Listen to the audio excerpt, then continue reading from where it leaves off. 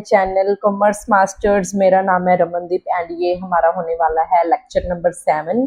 हमने lecture number 6 में one of the lecture number 6 में हमने स्टडी करे थे अकाउंटिंग स्टैंडर्ड्स। अकाउंटिंग स्टैंडर्ड्स में हमने डिस्कस करा था मीनिंग ऑफ अकाउंटिंग स्टैंडर्ड्स, फिर हमने ऑब्जेक्टिव्स ऑफ अकाउंटिंग स्टैंडर्ड्स भी स्टडी करे थे and objectives of accounting standards हमने स्टडी करे थे और हमने need of accounting standards study करा था कि क्या नीड होती है अकाउंटिंग स्टैंडर्ड्स भी। फिर हमने स्टडी करा था advantages and limitations of accounting standards. तो आज हम उसी टॉपिक को आगे कंटिन्यू करेंगे और हम स्टडी करेंगे about IFRS, that is international financial reporting standards. IFRS क्या होता है, हमें क्यों उसकी ज़रूरत पड़ी, इंडियन अकाउंटिंग स्टैंडर्ड बोर्ड क्या है, अकाउंटिंग स्टैंडर्ड्स इन इंडिया, हम कौन कौन से अकाउंटिंग स्टैंडर्ड्स जो है इंडिया में फॉलो करते हैं, अभी करंटली क्या चल रहे हैं इंडिया का जो अकाउंटिंग स्टैंडर्ड्स को लेके अभी क्या सिनेरियो चल रहा है। ठीक है, तो लेक्चर नंबर 7 में हम ये सब कुछ डिस्कस करेंगे। IFRS, Indian accounting standard board, accounting standards in India and accounting standards. आगे बढ़ने से पहले मैं आपको अपने बारे में बता देती हूँ। मेरा नाम है Ramandeep, BCom first division from Punjab university Chandigarh, MCom first division from university business school all over India, rank in JRF with 99.88 percentile, ex data analyst रह चुकी हूँ मैं at E-Clerks private limited and currently मैं हूँ असिस्टेंट प्रोफेसर इन कॉमर्स। ठीक है, तो हम ज़्यादा टाइम न वेस्ट करते हुए आगे कंटिन्यू करते हैं। और आगे बढ़ने से पहले मैं आपको ये बता देती हूँ बच्चे, मैंने एक नया टेलीग्राम चैनल खोला है, तो आप मैंने उसका लिंक आपको नीचे डिस्क्रिप्शन बॉक्स में दे दूंगी, तो आप उस चैनल को जाके ज्वाइन कीजिए ताकि आप कंटिन्यूस जो लेक्चर्स हैं वो देख पाए, और मेरे चैनल को सब्सक्राइब कीजिए, अपने फ्रेंड्स के साथ शेयर कीजिए और वीडियोस को लाइक भी कर दिया करो यार। ठीक है, तो आगे अभी कंटिन्यू करते हैं। ठीक है, तो आईएफआरएस बच्चे अभी होता क्या है, हमने बोला था एक होते हैं इन जैसे कि अकाउंटिंग स्टैंडर्ड्स होते हैं। अभी अकाउंटिंग स्टैंडर्ड्स क्या है, हर एक कंट्री में फॉलो होते हैं, है ना। तो ऐसे क्या एक इंटरनेशनल लेवल पे जो जिन अकाउंटिंग स्टैंडर्ड्स को सेट किया जाता है, हम उनको क्या नाम दे देते हैं, इंटरनेशनल फाइनेंशियल रिपोर्टिंग स्टैंडर्ड्स उसको कहते हैं। इंटरनेशनल फाइनेंशियल रिपोर्टिंग स्टैंडर्ड्स को हम पहले क्या कहते थे, इंटरनेशनल अकाउंटिंग स्टैंडर्ड्स कहते थे। तो जो इंटरनेशनल अकाउंटिंग स्टैंडर्ड्स होते थे ना बच्चे, उसको सेटअप कौन करता था, international accounting standards committee setup करती थी। फिर क्या हुआ, नियर अबाउट 1971 और 1972 में इंटरनेशनल अकाउंटिंग स्टैंडर्ड बोर्ड आ गया, यानी कि IASC, यानी कि इंटरनेशनल अकाउंटिंग स्टैंडर्ड कमेटी को ही हमने क्या है इंटरनेशनल अकाउंटिंग स्टैंडर्ड बोर्ड में कन्वर्ट कर दिया। और उसका पीछे जो मेन रीजन था वो क्या था, उसके पीछे जो मेन रीजन था वो ये था कि हम सारी कंट्रीज में क्या है सिमिलर नेचर के, यानी कि यूनिफाइड एक सिस्टम लेके आए, यूनिफॉर्म अकाउंटिंग स्टैंडर्ड्स लेके आए, जो कि सारी कंट्रीज ही क्या है फॉलो कर सकें। ठीक है, क्योंकि पहले क्या है हर एक कंट्री का अपना अपना अकाउंटिंग स्टैंडर्ड्स चल रहा था। ठीक है, और कुछ क्या थे, इंटरनेशनल अकाउंटिंग स्टैंडर्ड्स थे जो कंट्रीज क्या है अपनी मर्जी से अडॉप्ट करती थी और नहीं भी करती थी। ठीक है, फिर हमने सोचा कि हमें लगा कि नहीं यार कि अभी ना एक यूनिफाइड सिस्टम होना चाहिए, इन्वेस्टर्स को जो यूजर्स हैं फाइनेंशियल स्टेटमेंट्स के, उनको ना दिक्कत आ रही है। ठीक है, तो वो इसलिए हम फिर क्या लेके आए, इंटरनेशनल अकाउंटिंग स्टैंडर्ड बोर्ड हमने बनाया from international accounting standard committee, और इंटरनेशनल अकाउंटिंग स्टैंडर्ड्स की जगह पे हमने क्या लेके आए, इंटरनेशनल फाइनेंशियल रिपोर्टिंग स्टैंडर्ड्स को हम लेके आए। ठीक है, तो अभी आईएफआरएस क्या आपको थोड़ा सा आइडिया लग गया होगा। ठीक है, तो आगे कंटिन्यू करते हैं। International financial reporting standards is a set of accounting standards that are globally accepted issued by international accounting standard board. ये कौन से स्टैंडर्ड्स हैं, ये वो अकाउंटिंग स्टैंडर्ड्स है आईएफआरएस जो क्या है ग्लोबल लेवल पे जिनको एक्सेप्ट किया जाता है, यानी कि हर एक कंट्री इसको क्या है एक्सेप्ट करती है। और इनको इशू कौन करता है बच्चे, इन स्टैंडर्ड्स को बनाता कौन है, वो कौन बनाता है, इंटरनेशनल अकाउंटिंग स्टैंडर्ड बोर्ड बनाता है। It explains how different types of business transactions and events should be reported in the financial statements. International IFRS हमें क्या बताता है, IFRS हमें ये बताता है कि हमने जो different types of business transactions है उसको हमने अपनी बुक्स ऑफ अकाउंट्स में कैसे रिकॉर्ड करना है, जो इवेंट्स है उनको कैसे रिकॉर्ड करना है और उनको कैसे रिपोर्ट करना है, ये सब कुछ हमें कौन बताएगा बच्चे, IFRS बताता है। ठीक है, तो it includes guidelines and interpretations approved by the international accounting standard, जो मतलब कि कह लीजिए कि ये भी in the form of guidelines ही है। ठीक है, तो आईएफआरएस ना जो ऐसे है, मैं आपको बता दूं कि आईएफआरएस ना मैंडेटरली है आपके लिए अडॉप्ट करना। आप इसको दो तरीके से अडॉप्ट कर सकते हो, या तो आप इसको फुली अडॉप्ट कर दो एज इट इज, जैसे ही इंटरनेशनल अकाउंटिंग स्टैंडर्ड बोर्ड ने इस IFRS को डिजाइन किया, आप उसको एज इट इज ही आप उसको अडॉप्ट कर सकते हो। या फिर आप क्या कर सकते हो, अपनी कंट्री के इन्वायरमेंट के हिसाब से, अपनी कंट्री की जो कंडीशंस है, बिजनेस इकोनॉमी की जो कंडीशंस है आपकी कंट्री में, ठीक है, उसके हिसाब से आप क्या कर सकते हो, IFRS को क्या है कन्वर्ज करके आप क्या है अडॉप्ट कर सकते हो। कन्वर्ज करने का मतलब क्या है, आप उसको एज इट इज अडॉप्ट नहीं कर रहे, आप उसमें थोड़े बहुत अपनी कंट्री के हिसाब से आप उसमें क्या है थोड़े बहुत चेंजेस लेके आ रहे हो और फिर आप उसको अडॉप्ट कर रहे हो, किसको, IFRS को। तो इंडिया ने बच्चे इंटरनेशनल फाइनेंशियल रिपोर्टिंग स्टैंडर्ड्स को कैसे अडॉप्ट करा है, जो इंडिया ने उसको क्या है कन्वर्ज्ड मोड में एक्सेप्ट करा है। यानी कि इंडिया ने क्या करा है, अभी हमारी जो कंट्री है वो क्या डेवलप्ड कंट्री नहीं है, डेवलपिंग स्टेज पे है। तो ऑब्वियस ही बात है, जो इकोनॉमिक कंडीशंस जो हमारी कंट्री में अभी प्रिवेल कर रही हैं, वो डेवलप्ड कंट्रीज में जो इकोनॉमिक कंडीशंस है उससे टोटली डिफरेंट होगी, है ना। तो हम क्या है एज इट इज तो IFRS नहीं अडॉप्ट कर सकते, क्योंकि IFRS को इस तरीके से डिजाइन किया गया है तो डेवलप्ड नेशंस के हिसाब से बना हुआ है, ठीक है। तो हमें क्या है फिर उसमें थोड़े से चेंजेस लेके आने पड़ेंगे, क्योंकि हमारी कंट्री अभी डेवलप्ड कंट्री नहीं है, डेवलपिंग स्टेज पे है, ठीक है। तो हम जो जिस फॉर्म को IFRS के जिस फॉर्म को मतलब अडॉप्ट करते हैं उसको हम क्या कहते हैं, कन्वर्ज्ड IFRS, ठीक है। तो ये क्या है, ये गाइडलाइंस है, इंटरप्रिटेशंस है, जिसको अप्रूव कौन करता है, international accounting standard board. IFRS are drafted in a clear and simple language and are easy to understand and apply, ठीक है। इट ब्रिंग्स द कंसिस्टेंसी, हमने बड़ा पढ़ा था ना, कंसिस्टेंसी की कन्वेंशन पढ़ी थी। तो IFRS क्या है, हमें ये हेल्प करता है कंसिस्टेंसी को अडॉप्ट करने में, ठीक है। As maximum companies all over the world follow IFRS। Consistency कैसे आएगी, क्योंकि जो मैक्सिमम कंपनीज हैं ऑल ओवर द वर्ल्ड वो क्या करती हैं, वो क्या करती हैं कंसिस्टेंसी, वो क्या कंसिस्टेंसी आएगी, क्यों, क्योंकि डिफरेंट कंपनीज क्या है सेम ही IFRS को ही अडॉप्ट करके चलती हैं, IFRS को ही फॉलो करती हैं। अगर सारी कंपनीज IFRS को, मोस्टली कंट्रीज अगर IFRS को फॉलो करेंगी तो ऑब्वियस ही बात है उनकी जो अकाउंटिंग पॉलिसीज होंगे वो भी कहीं ना कहीं सिमिलर होंगे विद ऑल अदर कंपनीज, ठीक है। मतलब कंपनीज की जो आपस में जो अकाउंटिंग पॉलिसीज है वो क्या होंगी, कंसिस्टेंट होंगी। इट परमिट्स इंटरनेशनल कंपैरिजन, इसके बेसिस पे हम क्या है कंपनीज में कंपैरिजन भी कर सकते हैं ना, चाहे वो फिर कंपनी की जर्मनी की हो, चाहे वो न्यूजीलैंड की कंपनी, चाहे वो इंडिया की हो, चाइना की हो, पाकिस्तान की हो, फिर कोई मतलब इसमें क्या है उसमें क्या है कोई भी मतलब क्या है प्रॉब्लम वाली बात नहीं है। आप इजिली क्या है उसका इंटरनेशनल कंपैरिजन कर सकते हो, क्यों, क्योंकि सारी फर्म्स क्या है जो फाइनेंशियल स्टेटमेंट्स कैसे बनाएंगी, IFRS को फॉलो करते हुए, ठीक है। It helps global investors and creditors to compare financial statements without adjusting for national accounting difference, ठीक है।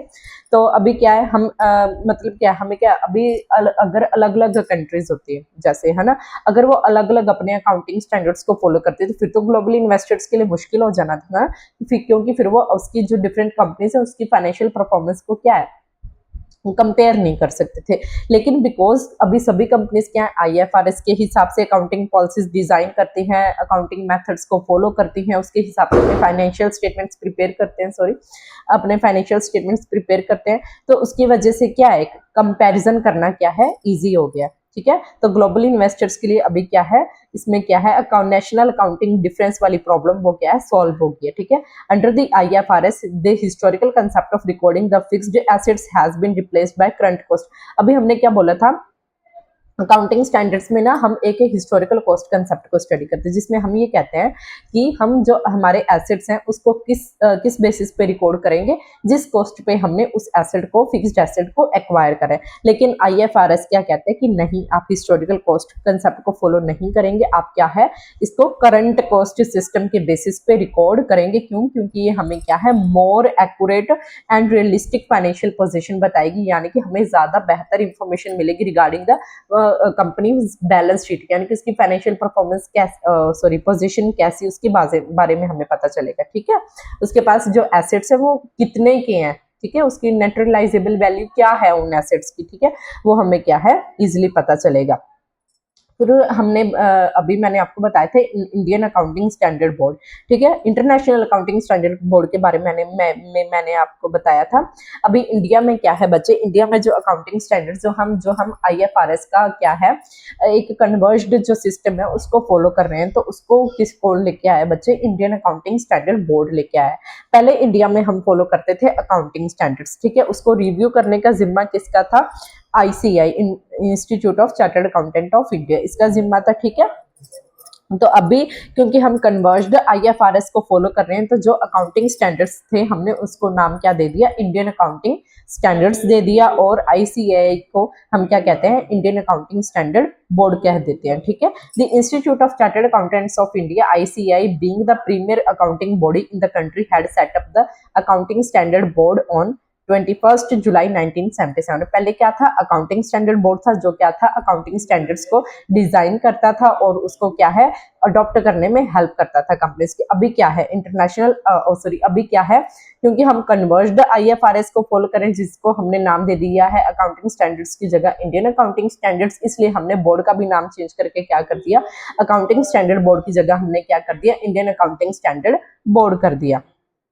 Accounting standard board is a committee which consist of representatives from government. अब इसमें कौन कौन होएगा बच्चे, रिप्रेजेंटेटिव्स होंगे फ्रॉम गवर्नमेंट डिपार्टमेंट, एकेडमिशियंस होंगे, अदर प्रोफेशनल बॉडीज होंगी जैसे कि ICAI, representatives from ASSOCHAM and ICII, FICCI etcetera, ठीक है। डिफरेंट डिफरेंट जो इंस्टीट्यूशंस हैं, जो प्रोफेशनल बॉडीज हैं, उसके जो मेंबर्स हैं वो भी क्या है, अकाउंटिंग स्टैंडर्ड्स बोर्ड का क्या है, पार्ट है, ठीक है। तो वो सभी मिलकर क्या है, एक अकाउंटिंग स्टैंडर्ड बोर्ड की एक क्या है, उन्होंने कमेटी बनाई जो क्या करेगी, रिव्यू करेगी किसको बच्चे, अकाउंटिंग स्टैंडर्ड्स को फ्रॉम टाइम टू टाइम, और जो रिक्वायर्ड चेंजेस होएगी एज पर IFRS वो उसको क्या है, इंट्रोड्यूस करते रहेंगे कंट्री में ऑन द रेगुलर बेसिस, ठीक है। Okay, the function of board is to review the, अब इसका काम क्या है, मैंने अभी बताया, अकाउंटिंग स्टैंडर्ड्स को रिव्यू करना रेगुलर बेसिस पे from the view point of the changed conditions, जैसे जैसे हमारी कंट्री में कंडीशंस चेंज होंगी उसके बेसिस पे, ठीक है, हम क्या है, अकाउंटिंग स्टैंडर्ड्स में चेंजेस लेके आते रहेंगे और उनको क्या है, इंप्लीमेंट करवाते रहेंगे अपनी कंट्री में, ठीक है, via companies. It provide time to time interpretations guidance. अब ये क्या है, हमें बताएगा टाइम टू टाइम की हम इंटरप्रिटेशंस बताएगा, अगर कोई न्यू इंडियन अकाउंटिंग स्टैंडर्ड्स आ रहे हैं या न्यू IFRS आ रहे हैं तो उसके बारे में हमें इंटरप्रिटेशंस बताएगा, गाइडेंस देगा कि उसको कैसे हमने इम्प्लीमेंट करना है, ठीक है, और फिर उसको कैसे पब्लिश करना है, उसके रिगार्डिंग में हमें एजुकेशनल मटेरियल भी देगा, गाइडेंस नोट्स भी देगा, टेक्निकल गाइड्स भी देगा, ठीक है, और उसको इम्प्लीमेंट करने में भी हमें हेल्प करेगा। फिर आ जाते हैं बच्चे अकाउंटिंग स्टैंडर्ड्स इन इंडिया।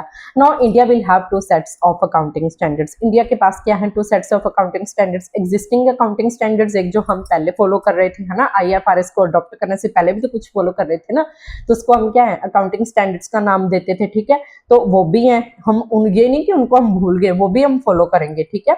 और दूसरा सेट हम क्या फॉलो करेंगे अकाउंटिंग स्टैंडर्ड्स का, इंटरनेशनल फाइनेंशियल रिपोर्टिंग स्टैंडर्ड्स, जिनको हम क्या कहते हैं, कन्वर्ज्ड इंडियन अकाउंटिंग स्टैंडर्ड्स कहते हैं, ठीक है।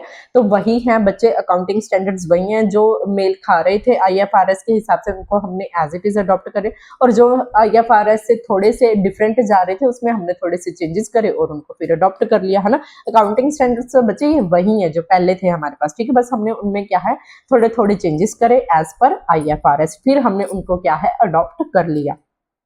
Convergence means to achieve harmony. अब कन्वर्जेंस का मतलब क्या है, हम क्यों कन्वर्ज कर रहे हैं, ताकि हमारे बीच जो है कोऑर्डिनेशन रहे विद IFRS। हम IFRS की जो इंटरनेशनल फाइनेंशियल रिपोर्टिंग स्टैंडर्ड्स है उसके हिसाब से अपने जो कंट्री के अकाउंटिंग स्टैंडर्ड्स हैं उसमें क्या है, हम कोऑर्डिनेशन ला सकें। एंड नॉट कंप्लीट अडॉप्शन, हमने क्या है, कंप्लीटली अडॉप्ट नहीं करा, एज इट इज हमने उनको क्या करा, उसमें थोड़े से चेंजेस लेके आए, फिर हमने उसको अडॉप्ट करा, ठीक है। There are modifications in IFRS where necessary, हमने जहां पे नेसेसरी लगा हमने वहां वहां पे क्या है, IFRS में क्या है, मॉडिफिकेशंस करे, हमने चेंजेस अडॉप्ट करे। Before the introduction of Indian accounting standard, financial statements were prepared on the basis of accounting standards which were not in line with the standards and principles applicable globally. Due to this, investors were not able to assess and compare the financial position of Indian companies with other global companies. ये वही simple सी बात है जो हमने पहले discuss करी, ठीक है। तो to make financial statements uniform, financial statements को यूनिफॉर्म बनाने के लिए, हार्मनी लेके आने के लिए, हमारी जो इंडियन कंपनीज है उनके लिए हमने क्या करा, इंडियन अकाउंटिंग स्टैंडर्ड्स को क्या है इंट्रोड्यूस करा, ठीक है, जो क्या है कन्वर्ज्ड फॉर्म है बच्चे, किसका कन्वर्ज्ड फॉर्म है, ग्लोबल स्टैंडर्ड्स का, दैट इज IFRS का, ठीक है। Introduction of Indian accounting standard, अब इससे क्या होगा, कंसिस्टेंसी, सेम वही एडवांटेजेस जो IFRS के हैं वही क्या है इंडियन अकाउंटिंग स्टैंडर्ड्स के हैं, ठीक है, क्योंकि वो किसका ग्रुप है तो सबसेट ही ना उसका, IFRS का ये हमने अडॉप्ट करा ना उसको कन्वर्ज्ड फॉर्म में, तो वही जो उसके एडवांटेजेस हैं IFRS के वही यहाँ पे क्या है इंडियन अकाउंटिंग स्टैंडर्ड्स के आ जाएंगे, ठीक है। अब Indian accounting standards will bring consistency, इससे क्या होएगा, अगर कंसिस्टेंसी आएगी, एनहेंस्ड एक्सेसिबिलिटी, जो इन्वेस्टर्स हैं वो इजिली क्या है, हमारी जो कंपनीज है, जो इंडियन कंपनीज है उनकी फाइनेंशियल स्टेटमेंट्स को क्या है इजीली असेस भी कर पाएंगे, अंडरस्टैंड भी कर पाएंगे, और डिफरेंट अदर कंपनीज के साथ क्या है उसको कंपेयर भी कर पाएंगे, ठीक है। The main reason for not full conversion, अब क्या है कि हम फुली भी तो अडॉप्ट कर सकते थे, हमने फुली अडॉप्ट क्यों नहीं करा IFRS को, क्योंकि वो क्या है, हमने उसको अपनी कंट्री के, ठीक है, जो सेटलर्स हैं उन्होंने क्या take into consideration the environment in which entity operates, हमने क्या है कंसीडर करा एनवायरनमेंट को, कंसीडर हमारी कंट्री का एनवायरनमेंट कैसा है, ठीक है, जिसमें कंपनीज क्या है ऑपरेट कर रही हैं, फंक्शन कर रही हैं, उस हिसाब से हमने क्या है IFRS में चेंजेस लेके आया, ठीक है। हमने अंधे कुएं में जाके छलांग नहीं मारी, हमने क्या करा IFRS में कुछ चेंजेस लेके आए अपनी कंट्री के हिसाब से, ठीक है, फिर उनमें हमने कुछ चेंजेस करे, उनको फिर वैसे ही अडॉप्ट करा, ठीक है। इससे क्या होएगा फिर एक तो ये कल्चरल इन्वायरमेंट के हिसाब से और कस्टम्स के हिसाब से हमने इसमें चेंजेस लेके आए, ताकि जो कंपनीज है वो उसको इजीली अडॉप्ट भी कर सके, और जो लोग हैं वो उसको क्या बचे, इसके अगेंस्ट भी ना जाए, ठीक है।